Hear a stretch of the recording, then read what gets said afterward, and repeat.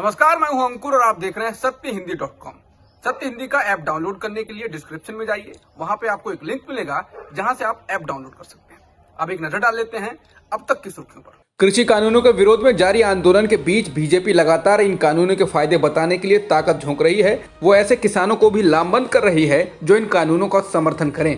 इसी क्रम में आज किसान मजदूर संघ बागपत के 60 किसानों के एक प्रतिनिधि मंडल ने कृषि भवन में केंद्रीय कृषि मंत्री नरेंद्र सिंह तोमर से मुलाकात की है। मुलाकात के बाद कृषि मंत्री ने कहा, बागपत के किसानों ने केंद्र के कृषि कानूनों के समर्थन में मुझे एक पत्र दिया है। उन्होंने मुझसे कहा है कि सरकार को किसी दबाव में आकर कानूनों में बदलाव नहीं करना चाहिए।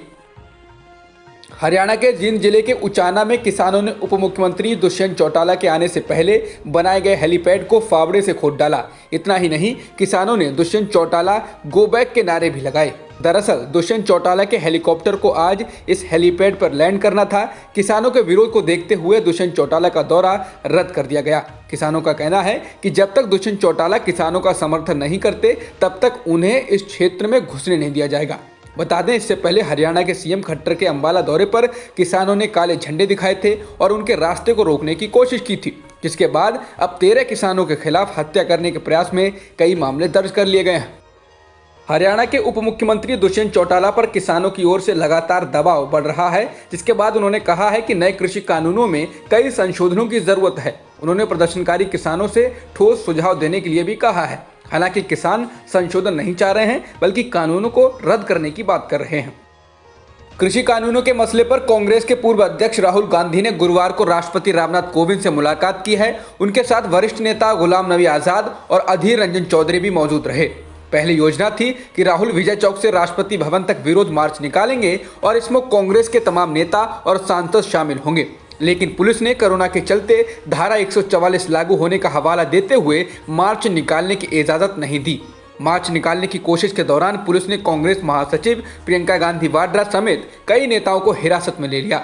इसके बाद प्रियंका ने कांग्रेस नेताओं के साथ मंदिर मार्ग पुलिस थाने के बाहर धरना प्रदर्शन किया।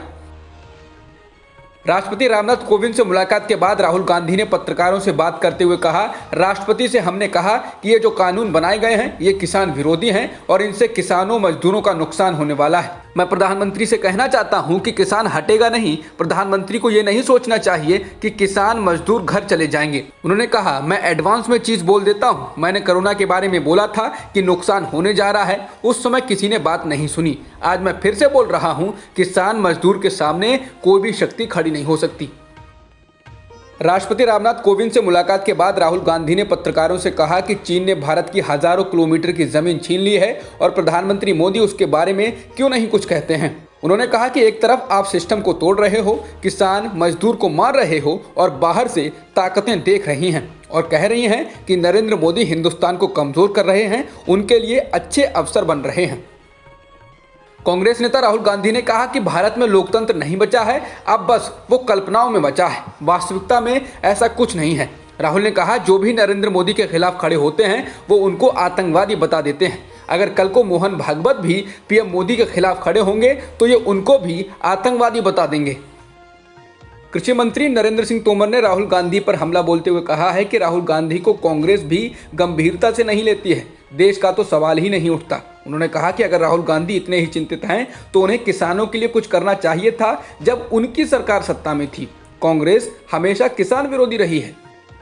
दिल्ली जल बोर्ड के मुख्यालय में इसके उपाध्यक्ष राघव चड्ढा के कार्यालय में तोड़फोड़ की गई है। राघव चड्ढा ने आरोप लगाया है कि बीजेपी के गुंडों ने वह तोड़फोड़ की है। अरविंद केजरीवाल और मनीष सिसोदिया के बाद अब राघव चड्ढा ने भी खुद को निशाना बनाए जाने का आरोप बीजेपी के कार्यकर्ताओं पर लगाया है। चड्ढा ने इस घटना का वीडियो ट्वीट किया है। उन्होंने कहा कि बीजेपी के गुंडों ने दिल्ली जल बोर्ड मुख्यालय में तोड़फोड़ की और साथ ही धमकी देते हुए कहा कि मुख्यमंत्री अरविंद केजरीवाल को कह देना कि किसानों का हितैषी बनना बंद करें, वरना ऐसे हमले आम आदमी पार्टी के विधायकों, नेताओं के घरों और दफ्तरों पर करेंगे।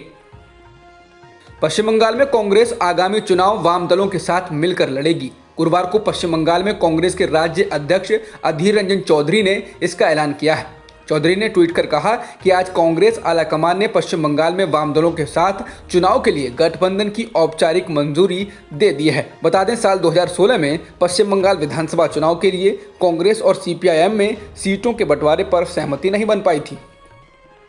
भारत में एक दिन में 24,712 कोरोना संक्रमण के मामले दर्ज किए गए हैं और 312 लोगों की जान भी गई है, जिसके साथ ही देश में कुल संक्रमितों का आंकड़ा 1,01,23,000 के पार हो गया है और मृतकों की संख्या 1,46,000 के पार हो गई है। फिलहाल एक्टिव मामले 2,83,000 से अधिक हैं। बीसीसीआई ने अब आईपीएल में 2 नई टीमों को जोड़ने की घोषणा कर दी है। पिछले काफी दिनों से इस पर कयास लगाए जा रहे थे, लेकिन आज बीसीसीआई की सालाना बैठक में इस पर मुहर लगा दी गई है। लेकिन 2 नई टीमें 2021 में नहीं बल्कि 2022 में होने वाले आईपीएल का हिस्सा होंगी। इसके साथ ही बैठक में एक और बड़ा फैसला लिया गया है। कोरोना के कारण सभी फर्स्ट क्लास क्रिकेटरों को मुआवजा दिया जाएगा। ये मुआवजा पुरुष और महिला दोनों ही वर्गों को दिया जाएगा। अब तक की खबरों में इतना ही। बाकी खबरों के लिए बने रहिए सत्यहिंदी.com के साथ। सत्य हिंदी का ऐप डाउनलोड करें गूगल प्ले स्टोर पर।